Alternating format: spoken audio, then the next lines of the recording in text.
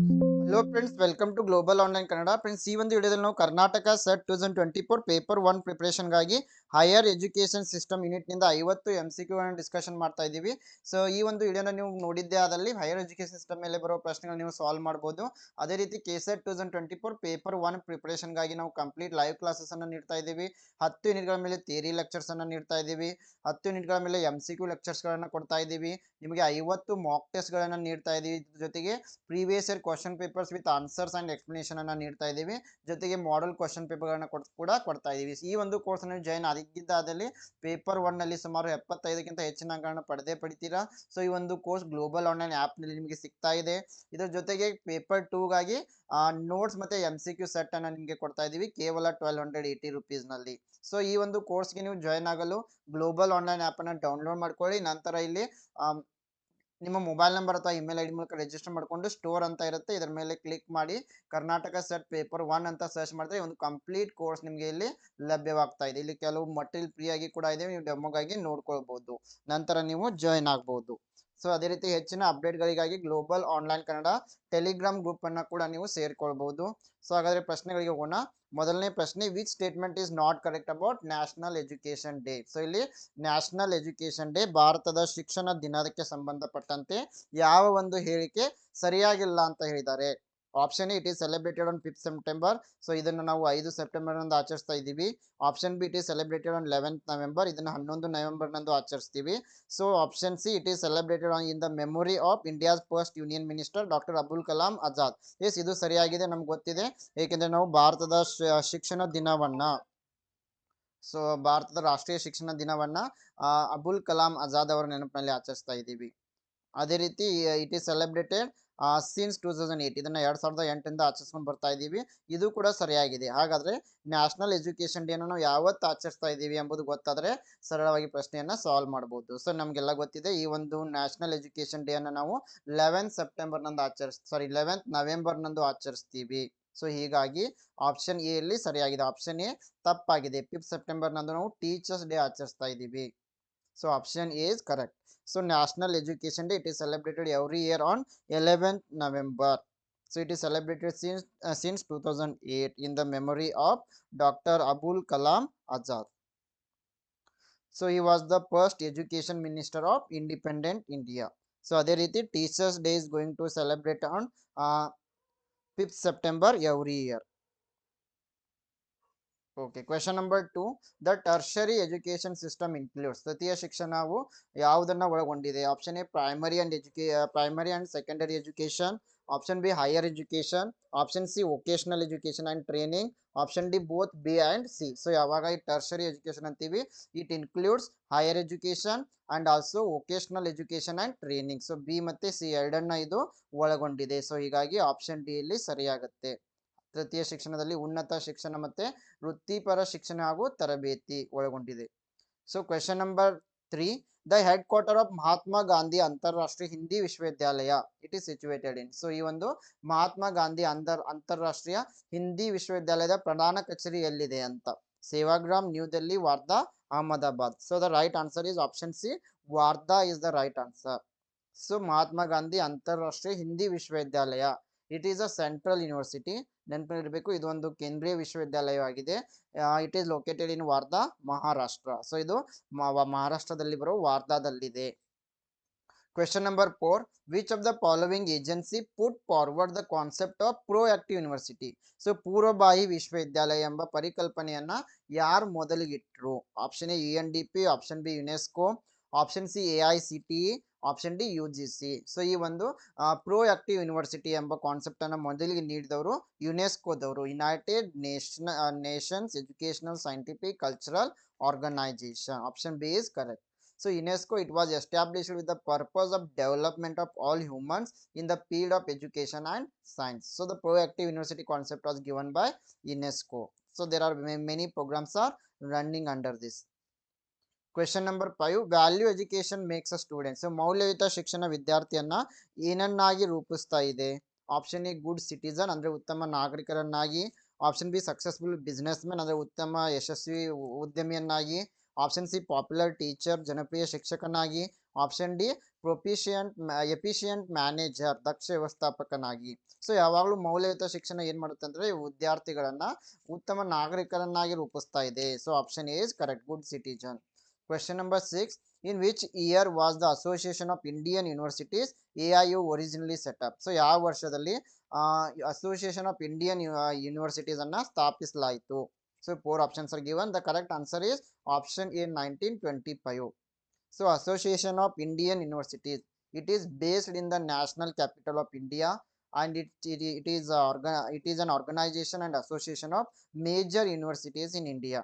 So ಇದು 1925ರಲ್ಲಿ ಆರಂಭವಾಗುತ್ತೆ. Question number 7. NAAC is an autonomous institution under the aegis of. So NAAC ಒಂದು ಯಾವುದರ ಒಂದು ಆಶ್ರಯದಲ್ಲಿ ಸ್ವಾಯತ್ತ ಸಂಸ್ಥೆಯಾಗಿದೆ? So the right answer is UGC, university grant commission. So NAAC, it is an autonomous body. It is working under UGC. It is going to assess and certifies higher education institutions with gradings. Question number 8.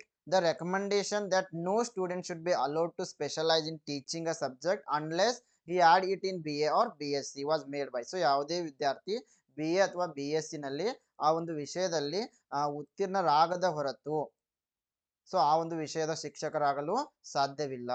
So ಇದನ್ನ ಯಾವ ಒಂದು committee ಹೇಳಿದೆ? Option A Yashpal committee, option B the knowledge commission, option C the education commission 1964-66, option D NR Sarkar committee. The right answer is option C, the education commission 1964-66, ಶಿಕ್ಷಣ ಆಯೋಗ 1964-66. So one of the key recommendations made by the education commission 1964-66 was that no student should be allowed to specialize in teaching a subject unless they had studied it in undergraduate degree. So here are some other recommendation of education commission, like expansion of higher education and establishment of more universities and colleges, introduction of vocational education and training courses, then emphasis on scientific research and development, promotion of innovation and technical advancement, then promotion of adult education and distance education, then improvement of teacher education and training. Question number 9. All of the following tend to erode local control of education in favor of national control except the. ಈ ಕೆಳಗಿನವುಗಳಲ್ಲಿ ಯಾವುದನ್ನ ಹೊರತುಪಡಿಸಿ ರಾಷ್ಟ್ರೀಯ ನಿಯಂತ್ರಣದ ಪರವಾಗಿ ಶಿಕ್ಷಣದ ಸ್ಥಳೀಯ ನಿಯಂತ್ರಣವನ್ನ ನಾಶಪಡಿಸ್ತಾ ಇದೆ? Option A national science foundation, option B national institute of mental health, option C college entrance examination, option D national education act. The right answer is option B, National Institute of Mental Health. Question number 10. Which of the following characteristics pertains to non-conventional learning? ಕೆಳಗಿನವುಗಳಲ್ಲಿ ಯಾವುದು ಯಾವ ಗುಣಲಕ್ಷಣವು ಅಸಾಂಪ್ರದಾಯಿಕ ಕಲಿಕೆಗೆ ಸಂಬಂಧಿಸಿದೆ? So ಇಲ್ಲಿ non conventional ಅಂತಂದಾಗ ಇಲ್ಲಿ ಯಾವುದೇ ರೀತಿ ನಾವು ಶಾಲೆಗೆ ಹೋಗುವ ಅಗತ್ಯ ಇರಲ್ಲ. ಇದೇ ಸಮಯದಲ್ಲಿ ಶಿಕ್ಷಕರನ್ನು ಮತ್ತೆ ವಿದ್ಯಾರ್ಥಿಗಳು ಒಟ್ಟಿಗೆ ಸೇರ್ಬೇಕಂತ ನಿಯಮ ಇರಲ್ಲ. ಹಾಜರಾತಿಯ ಅವಶ್ಯಕತೆ ಇರಲ್ಲ. Option A on a campus education with fixed time, option B teacher centred learning, option C requirement of regular attendance, option D no fixed curriculum. So here the right answer is option D, no fixed curriculum. So ಈ ಒಂದು non conventional learning ಅಸಾಂಪ್ರದಾಯಿಕ ಕಲಿಕೆಯಲ್ಲಿ ಯಾವುದೇ ರೀತಿಯ ನಿಗದಿತ ಪಠ್ಯಕ್ರಮ ಇರಲ್ಲ. So ಹೀಗಾಗಿ option D is the right answer. So non-conventional learning means the non-conventional learning program. It is a program that involves teaching learning activities that are offered apart from campus. So ಇಲ್ಲಿ ಯಾವುದೇ ರೀತಿಯ campus ಇರಲ್ಲ, ಕ್ಯಾಂಪಸ್ನ ಹೊರಗಡೆ ಇಂಥ ಶಿಕ್ಷಣವನ್ನ ನೀಡಲಾಗ್ತಾ ಇದೆ. So ಹೀಗಾಗಿ ಇಲ್ಲಿ ಯಾವುದೇ ರೀತಿಯ ಕರಿಕ್ಯುಲಮ್ನ ಅವಶ್ಯಕತೆ ಇರಲ್ಲ. Question number 11. National Council for Women's Education was established in. ಮಹಿಳಾ ಶಿಕ್ಷಣಕ್ಕಾಗಿ ರಾಷ್ಟ್ರೀಯ ಮಂಡಳಿಯನ್ನ ಯಾವ ವರ್ಷದಲ್ಲಿ ಸ್ಥಾಪಿಸಲಾಯಿತು? The right answer is option A, 1958. So on the basis of recommendations of National Committee on Women's Education 1958, a National Council for Women's Education was set up in 1959 by Ministry of Education. Question number 12. Who among the following was the chairman of University Education Commission 1948? ಈ ಕೆಳಗಿನವರಲ್ಲಿ ಯಾರು ವಿಶ್ವವಿದ್ಯಾಲಯ ಶಿಕ್ಷಣ ಆಯೋಗ 1948ನ ಅಧ್ಯಕ್ಷರಾಗಿದ್ದರು. Option A doctor DS Kothari, option B Maulana Abul Kalam Azad, option C Zakir Hussain, option D S Radhakrishnan. The correct answer is option D doctor S Radhakrishnan. So Dr. Sarvapalli Radhakrishnan, he was chairman of University Education Commission, and this commission was also known as Radhakrishnan Commission. So in August 1949, the commission issued a report that included a number of significant recommendations on various aspects of higher education, and it had total 10 members. Question number 13. Which one of the following is not situated in New Delhi? ಕೆಳಗಿನವುಗಳಲ್ಲಿ ಯಾವುದು ನವದೆಹಲಿಯಲ್ಲಿ ಇಲ್ಲ? The right answer is option D, Indian Institute of Advanced Studies. It is not in Delhi. Remaining Indian Council of Cultural Relations, Indian Council of Scientific Research, National Council of Educational Research and Training, all these are located in New Delhi. So the Indian Institute of Advanced Study, IIAS, it is a research institution. It is located in Shimla. Idu Shimla nallide, and it was set up by Ministry of Education in 1964 and started functioning from 1965. Question number 14. The main reason for low enrollment in vocational education courses in India is? ಭಾರತದಲ್ಲಿ ವೃತ್ತಿಪರದ ಶಿಕ್ಷಣ ಕೋರ್ಸ್ಗಳಲ್ಲಿ ಕಡಿಮೆ ದಾಖಲಾತಿಗೆ ಮುಖ್ಯ ಕಾರಣ ಏನು? Option A high fee structure, ಹೆಚ್ಚಿನ ಶುಲ್ಕ, option B lack of adequate infrastructure to impart vocational education, ವೃತ್ತಿಪರ ಶಿಕ್ಷಣ ನೀಡಲು ಸಾಕಷ್ಟು ಮೂಲ ಸೌಕರ್ಯಗಳ ಕೊರತೆ ಇದೆ, option C unavailability of large number of vocational courses, so ಇದರಲ್ಲಿ ಹೆಚ್ಚಿನ ಕೋರ್ಸ್ಗಳು ಲಭ್ಯವಿಲ್ಲ, option D wrong perception of vocational education among students and parents, ವಿದ್ಯಾರ್ಥಿಗಳು ಮತ್ತು ಪೋಷಕರಲ್ಲಿ ವೃತ್ತಿಪರ ಶಿಕ್ಷಣದ ಬಗ್ಗೆ ತಪ್ಪು ಗ್ರಹಿಕೆ ಇದೆ. The correct answer is option D only. Students and teachers are having a wrong perception about vocational courses.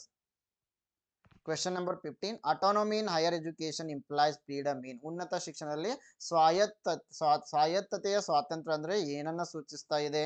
Option A administration ಆಡಳಿತ, option B policy making ನೀತಿ ನಿರೂಪಣೆ, ಆಪ್ಷನ್ ಸಿ ಫೈನಾನ್ಸ್ ಹಣಕಾಸು, ಆಪ್ಷನ್ ಡಿ curriculum development ಪಠ್ಯಕ್ರಮ ಅಭಿವೃದ್ಧಿ. Yes, here the right answer is option D, curriculum development. So higher education ನಲ್ಲಿ freedom ಅಂತಂದಾಗ autonomy in higher education, it means that they can prepare their own curriculum. ಅವರು ತಮ್ಮ ಪಠ್ಯಕ್ರಮವನ್ನು ಅಭಿವೃದ್ಧಿ ಮಾಡಬಹುದು. So question number 16. In the context of value education, which of the following stages will be considered a relatively advanced stage? So ಮೌಲ್ಯ ಶಿಕ್ಷಣದ ಸಂದರ್ಭದಲ್ಲಿ ಈ ಕೆಳಗಿನವುಗಳಲ್ಲಿ ಯಾವ ಹಂತವನ್ನ ತುಲನಾತ್ಮಕವಾಗಿ ಮುಂದುವರಿದ ಹಂತವೆಂದು ಪರಿಗಣಿಸಲಾಗುತ್ತೆ ಅಂತ. So option A value collection through imitation, ಅನುಕರಣೆ ಮೂಲಕ ಮೌಲ್ಯ ಸಂಗ್ರಹ. ಇಲ್ಲಿ ಸರಿಯಾದ ಉತ್ತರ ಆಪ್ಷನ್ ಡಿ ಆಗಿದೆ, ವ್ಯಾಲ್ಯೂ ಕನ್ಸೋಲಿಡೇಷನ್ ಥ್ರೂ ಇಂಟಿಗ್ರೇಷನ್, ಏಕೀಕರಣದ ಮೂಲಕ ಮೌಲ್ಯದ ಬಲವರ್ಧನೆ. So value education it is a method by which individuals is taught moral value. So value education ಅಂದಾಗ ಮೌಲ್ಯಯುತ ಶಿಕ್ಷಣ ಅಂತ ಕರಿತೀವಿ. ಇಲ್ಲಿ ವಿದ್ಯಾರ್ಥಿಗಳಿಗೆ ಹೆಚ್ಚಾಗಿ ನೈತಿಕ ಮೌಲ್ಯಗಳನ್ನ ಕಲಿಸಿಕೊಡಲಾಗುತ್ತೆ. So value education it is important for an individual has it helps him life long in different ways. So ಇದು ವಿದ್ಯಾರ್ಥಿಯ ಜೀವನದುದ್ದಕ್ಕೂ ಹಲವಾರು ವಿಧಗಳಲ್ಲಿ ಸಹಾಯ ಮಾಡ್ತಾ ಇದೆ. ಉತ್ತಮ ನಾಗರಿಕನನ್ನಾಗಿ ಮಾಡಲು ಇದು ತುಂಬಾನೇ ಅವಶ್ಯಕವಾಗಿದೆ. So question number 17. The National Museum at New Delhi is attached to? So ನವದೆಹಲಿಯಲ್ಲಿರುವ ರಾಷ್ಟ್ರೀಯ ವಸ್ತು ಸಂಗ್ರಹಾಲಯ ಇದು ಯಾವುದಕ್ಕೆ ಅಟ್ಯಾಚ್ ಆಗಿದೆ? Delhi University, deemed university, subordinate office of JNU, part of ministry of tourism and culture. So national museum ಅಂತ ಹೇಳಿದ್ದಾರೆ, ಇದನ್ನ ನಾವು ಗೆಸ್ ಕೂಡ ಮಾಡಬಹುದು. The right answer is option D, part of ministry of tourism and culture, ಪ್ರವಾಸೋದ್ಯಮ ಮತ್ತು ಸಂಸ್ಕೃತಿ ಸಚಿವಾಲಯದ ಭಾಗ. So the national museum at New Delhi it is attached to the part of the ministry of tourism and culture. It is also known as the national museum of India. is one of the largest museum in India. Yes, it was established in 1949. Question number 18. Which opinion is not correct here? So ಇಲ್ಲಿ ಯಾವ ಒಂದು opinion ಸರಿಯಾಗಿಲ್ಲ ಅಂತ ಹೇಳಿದ್ದಾರೆ? Option C ಇಲ್ಲಿ ಸರಿಯಾಗಿಲ್ಲ. Education it is a subject of concurrent list of 7th schedule, ಇದು ಕೂಡ ಸರಿಯಾಗಿದೆ. UGC is a statutory body, ಇದು ಕೂಡ ಸರಿಯಾಗಿದೆ. Indian council of social science research ICSSR, it is a statutory body, it is related to social science, ಇದು ಸರಿಯಾಗಿದೆ. Option C ಇಲ್ಲಿ ಸರಿಯಾಗಿಲ್ಲ. patent, inventions, design, copyright and trademarks are the subject of concurrent list. ಇದು ತಪ್ಪಾಗಿದೆ. Question number 19.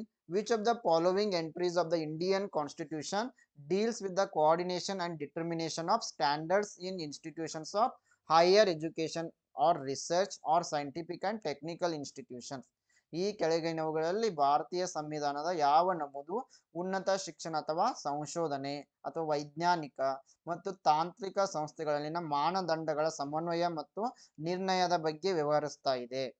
Yes, the right answer is option D, entry 66.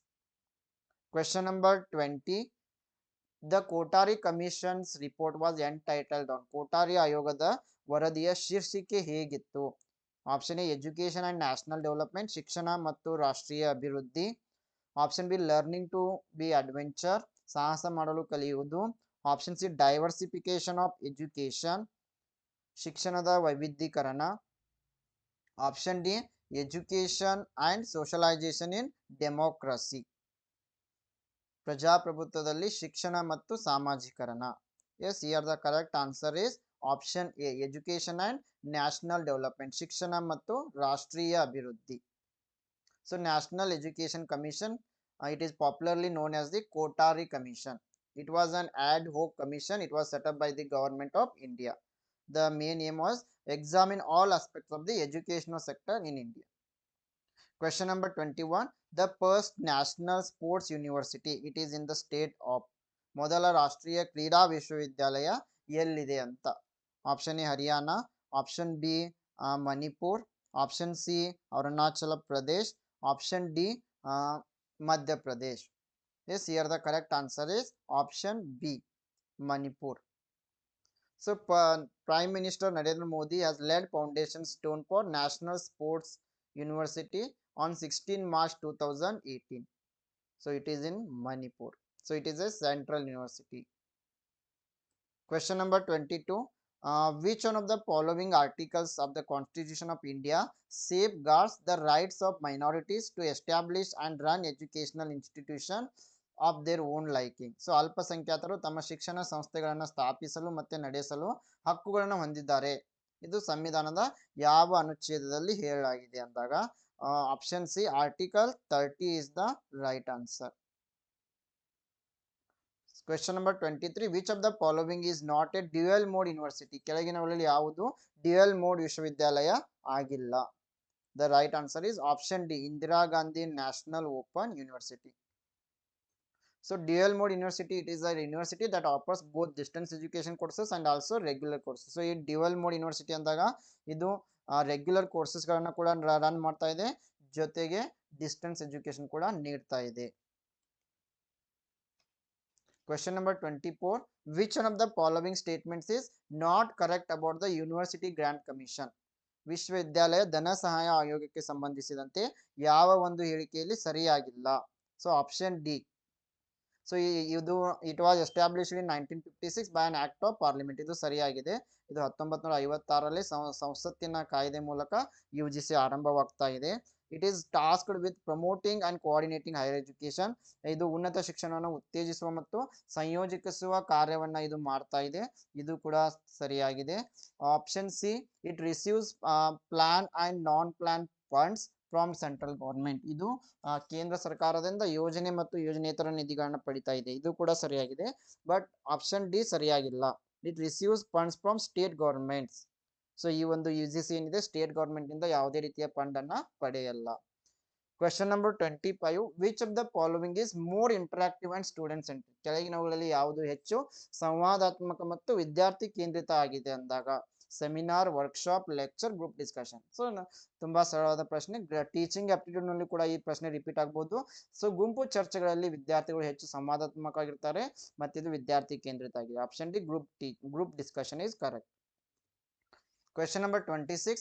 The title of Yashpal Committee report is. Yashpal ಸಮಿತಿ ವರದಿಯ ಶೀರ್ಷಿಕೆ ಏನು? ICT in teacher education, learning without burden, learning through broadcasting, none of the above. The correct answer is option B, learning without burden. ಹೊರೆಯಿಲ್ಲದ ಕಲಿಕೆ ಎಂಬುದು ಯಶ್ಪಾಲ್ ಶಿಕ್ಷಣದ ಶೀರ್ಷಿಕೆ, ಯಶ್ಪಾಲ್ ಸಮಿತಿಯ ಒಂದು ಶೀರ್ಷಿಕೆ ಆಗಿದೆ.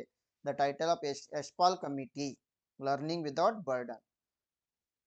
So it was formed in the year 1992 under the chairmanship of Professor Yashpal.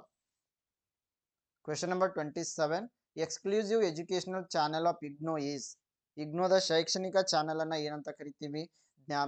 ಬಹಳ ಸಲ ಪ್ರಶ್ನೆಯಲ್ಲಿ ಬಂದಿದೆ ಇದು. ಜ್ಞಾನ Darshan, Gyan Vani, Doordarshan, Prasar Bharati. The correct answer is option A, Jnana Darshan.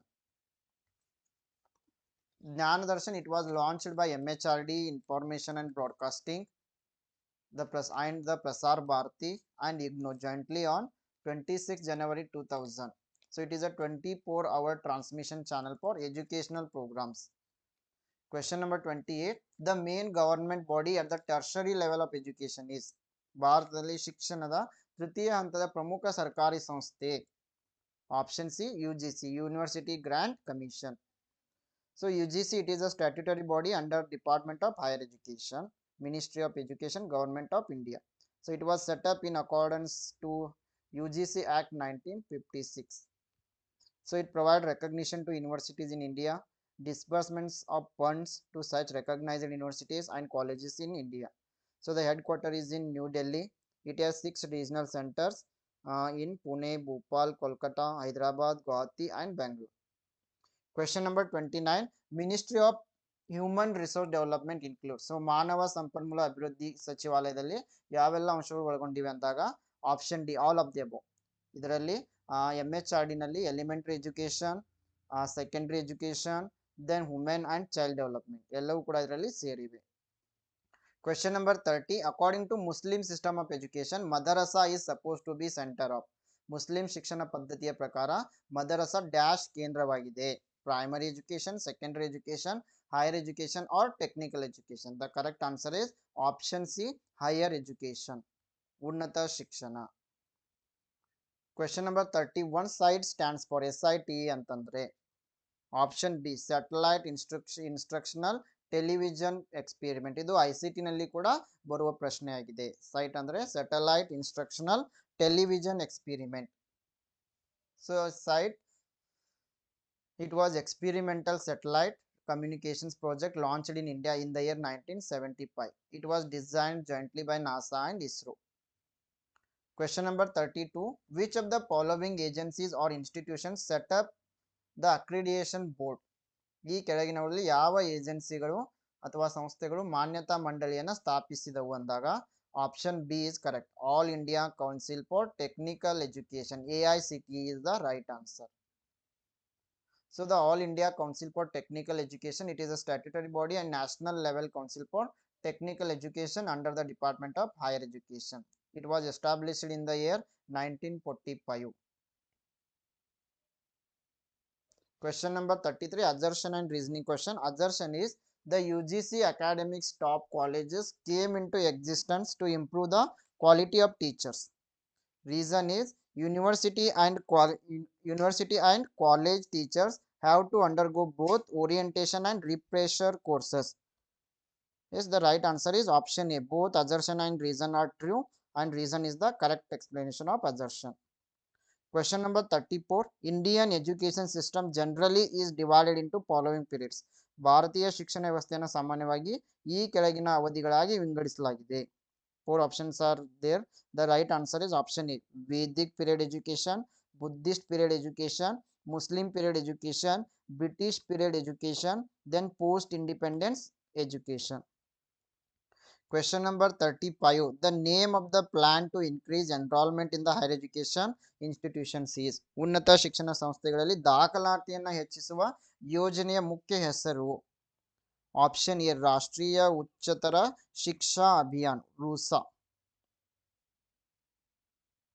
Question number 36. Foundation training to the newly recruited IAS is imparted by. ಹೊಸದಾಗಿ ನೇಮಕಗೊಂಡ IAS ತರಬೇತುದಾರರಿಗೆ ತರಬೇತಿಯನ್ನು ಯಾವುದರ ಮೂಲಕ ನೀಡಲಾಗುತ್ತೆ? Option A, Indian institute of public administration. Option B, administrative staff colleges of India. Option C, IBS National Academy of Administration. Option D, Center for Advanced Studies. The right answer is option C, IBS National Academy of Administration. Question number 37 Bhabha atomic research centre is instituted at. So ಈ ಒಂದು ಬಾಬಾ ಪರಮಾಣು ಸಂಶೋಧನಾ ಕೇಂದ್ರ ಎಲ್ಲಿದೆ ಅಂದಾಗ the right answer is option D, Trombay in Mumbai. So the Baba Atomic Research Center, it is India's premier nuclear research facility. The headquarters is at Trombay in Mumbai. It was founded by Homi Jahangir Baba as the Atomic Energy Establishment in the year 1954. Question number 38. Which of the following characteristics pertains to non-conventional learning? ಕೆಳಗಿನವುಗಳಲ್ಲಿ ಯಾವ ಗುಣಲಕ್ಷಣ ಅಸಾಂಪ್ರದಾಯಿಕ ಕಲಿಕೆಗೆ ಸಂಬಂಧಪಟ್ಟಿದೆ ಅಂದಾಗ option D, no fixed curriculum, ಯಾವುದೇ ನಿಗದಿತ ಪಠ್ಯಕ್ರಮ ಇಲ್ಲ. Question number 39. In the context of value education, which of the following stages will be considered relatively advanced stage? Option D, value consolidation through integration. ಮೌಲ್ಯ ಶಿಕ್ಷಣದ ಸಂದರ್ಭದಲ್ಲಿ ಈ ಕೆಳಗಿನಲ್ಲಿ ಯಾವ ಹಂತವನ್ನ ಮುಂದುವರೆದ ಹಂತ ಅಂತ ಹೇಳ್ತೀವಿ ಅಂದಾಗ ಏಕೀಕರಣದ ಮೂಲಕ ಮೌಲ್ಯ ಬಲವರ್ಧನೆ. Question number 40. Adult educations main objective is. ವಯಸ್ಕರ ಶಿಕ್ಷಣದ ಮುಖ್ಯ ಉದ್ದೇಶ ಏನು? Help adults achieve literacy along it's personal development. ವೈಯಕ್ತಿಕ ಅಭಿವೃದ್ಧಿಯೊಂದಿಗೆ ಸಾಕ್ಷರತೆಯನ್ನು ಸಾಧಿಸುವುದು ವಯಸ್ಕ ಶಿಕ್ಷಣದ ಮುಖ್ಯ ಉದ್ದೇಶವಾಗಿದೆ. Question number 41. The idea of starting girls university in our country started in the year 1970. ನಮ್ಮ ದೇಶದಲ್ಲಿ ಬಾಲಕಿಯರ ವಿಶ್ವವಿದ್ಯಾಲಯವನ್ನು ಪ್ರಾರಂಭಿಸುವ ಆಲೋಚನೆ 1970ರಲ್ಲಿ ಆರಂಭವಾಯಿತು. ಇದರ ಮುಖ್ಯ ಐಡಿಯಾ ಏನಂತಂದ್ರೆ ಆಪ್ಷನ್ ಸಿ, ಬಾಂಬೆಯಲ್ಲಿ SNT ವಿಶ್ವವಿದ್ಯಾಲಯವನ್ನು ತೆರೆಯುವುದರೊಂದಿಗೆ, with the opening of SNDT university at Bombay. Question number 42. The Panchakosha theory of education was elaborated by. ಪಂಚಕೋಶ ಶಿಕ್ಷಣ ಸಿದ್ಧಾಂತವನ್ನ ವಿವರಿಸಿದವರು ಯಾರು ಅಂದಾಗ option D, Aurobindo. Question number 43. Birla institute of technology situated at. Birla institute of technology ಎಲ್ಲಿದೆ ಅಂತಂದ್ರೆ option A, Ranchi. So Birla Institute of Technology, Jaipur campus is an integral part of Birla Institute of Technology. It is in Ranchi and it was established in 1995. Question number 44. The project method of teaching is best associated with the philosophy of. ಬೋಧನಾ ಯೋಜನಾ ವಿಧಾನವು ತತ್ವಶಾಸ್ತ್ರದೊಂದಿಗೆ ಉತ್ತಮವಾಗಿ ಸಂಬಂಧ ಹೊಂದಿದೆ. Option A, John Dewey is correct. Question number 45. What is the name of the research station established by the Indian government for conducting research at Antarctica? ಅಂಟಾರ್ಟಿಕಾನಲ್ಲಿ ಸಂಶೋಧನೆ ನಡೆಸಲು ಭಾರತ ಸರ್ಕಾರ ಸ್ಥಾಪಿಸಿದ ಸಂಶೋಧನಾ ಕೇಂದ್ರದ ಹೆಸರು option A, Dakshina Gangotri. Dakshin Gangotri was the first scientific base station of India situated in Antarctica. Question number 46. Which of the following institutions in the field of education is set up by the MHRD government of India? ಶಿಕ್ಷಣ ಕ್ಷೇತ್ರದಲ್ಲಿ ಈ ಕೆಳಗಿನಲ್ಲಿ ಯಾವ ಸಂಸ್ಥೆಯನ್ನ MHRD Bharat ಸರ್ಕಾರ ಸ್ಥಾಪಿಸಿದೆ ಅಂದಾಗ option C, national Bal Bhavan, New Delhi. Question number 47. India's first defense university is in the state of. ಭಾರತದ ಮೊದಲ ರಕ್ಷಣಾ ವಿಶ್ವವಿದ್ಯಾಲಯ ಯಾವ ರಾಜ್ಯದಲ್ಲಿದೆ? Haryana. So India's national defense university, it is a national defense university of government of India at Binola village in Gurugram district of Haryana. Question number 48. Who was the chairman of the UGC committee in 1969 appointed for administrative legislation of universities? ವಿಶ್ವವಿದ್ಯಾಲಯಗಳ ಆಡಳಿತಾತ್ಮಕ ಶಾಸನಕ್ಕಾಗಿ 1969ರಲ್ಲಿ ನೇಮಕಗೊಂಡ UGC ಸಮಿತಿಯ ಅಧ್ಯಕ್ಷರು ಯಾರು ಅಂದಾಗ option A, doctor PG Gajendra Gadkar. Question number 49. On the basis of teaching process, the universities can be categorized as. ಬೋಧನಾ ಪ್ರಕ್ರಿಯೆಯ ಆಧಾರದ ಮೇಲೆ ವಿಶ್ವವಿದ್ಯಾಲಯಗಳನ್ನ ಕೆಳಗಿನಂತೆ ವರ್ಗೀಕರಿಸಬಹುದು. Option A, traditional and open universities, ಸಾಂಪ್ರದಾಯಿಕ ಮತ್ತು ಮುಕ್ತ ವಿಶ್ವವಿದ್ಯಾಲಯಗಳು. Yes, last question. Complex of college is called. ಕಾಲೇಜುಗಳ ಸಂಕೀರ್ಣವನ್ನ ಏನಂತ ಕರಿತೀವಿ ಅಂದಾಗ option D, state university. Okay friends, this is about our today session. ಅದೇ ರೀತಿ ಫ್ರೆಂಡ್ಸ್ ಕ್ವಶನ್ ನಂಬರ್ 50 ಇದೆಲ್ಲ complex of colleges is called. ಕಾಲೇಜುಗಳ ಸಂಕೀರ್ಣವನ್ನ ಏನಂತ ಕರಿತೀವಿ? ಈ ಒಂದು ಪ್ರಶ್ನೆಗೆ ಸರಿಯಾದ ಉತ್ತರವನ್ನು ನೀವು ಕಮೆಂಟ್ ಮಾಡಬೇಕು. ಏಕೆಂದ್ರೆ ಇಲ್ಲಿ ಆಪ್ಷನ್ ಡಿ ಸರಿಯಲ್ಲ ಅಂತ ಅನ್ನಿಸ್ತಾ ಇದೆ. ಆಪ್ಷನ್ ಡಿ ಸರಿಯಲ್ಲ. ಸೊ ಇದಕ್ಕೆ ಸರಿಯಾದ ಉತ್ತರವನ್ನು ನೀವು ಕಮೆಂಟ್ ಮಾಡಬೇಕು. ಸೊ ಅದೇ ರೀತಿ ನೀವು KSET 2024 ಪೇಪರ್ 1 ಕೋರ್ಸ್ಗೆ ಜಾಯಿನ್ ಆದರೆ ಇಲ್ಲಿ live classes, theory lectures, mock test, PYQs, model question ಪೇಪರ್ಗಳನ್ನ ನೀಡ್ತಾ ಇದ್ದೀವಿ. ಪೇಪರ್ 2ಗಾಗಿ ನೋಟ್ಸ್ ಮತ್ತು MCQ ಸೆಟ್ಟನ್ನು ನೀಡ್ತಾ ಇದ್ದೀವಿ. ನೀವು ಗ್ಲೋಬಲ್ ಆನ್ಲೈನ್ ಆ್ಯಪನ್ನು ಡೌನ್ಲೋಡ್ ಮಾಡಿಕೊಂಡು ಜಾಯಿನ್ ಆಗ್ಬೋದು. ಸೊ ಹೆಚ್ಚಿನ ಮಾಹಿತಿಗಾಗಿ ಗ್ಲೋಬಲ್ ಆನ್ಲೈನ್ ಕನ್ನಡ ಟೆಲಿಗ್ರಾಮ್ ಗ್ರೂಪನ್ನು ಕೂಡ ಸೇರ್ಕೊಳ್ಳಿ. Yes, I wish all the best to all. Thank you.